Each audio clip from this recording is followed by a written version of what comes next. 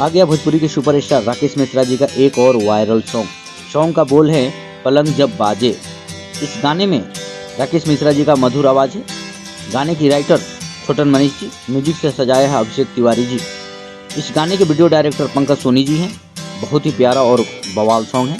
यह song web music से आज सुबह रिलीज किया गया है। जब मैंने देखा इस गाने का व्यूज 10 के, लाइक की बात करें तो 930 और कमेंट्स 930 था। राकेश मिश्रा जी के जितने भी फैंस हैं वेब म्यूजिक पर जाएं, गाने को ढेर सारा दुलार प्यार दीजिए। साथ ही अगर आप हमारे चैनल पर नए हैं तो चैनल को सब्सक्राइब कीजिए, शेयर कीजिए, ढेर सारा दुलार प्यार हमें भी दीजिए। मिलते हैं अगले वीडियो में, तब तक के लिए बाय, लव यू, जय हिंद, जय भोजपुरी।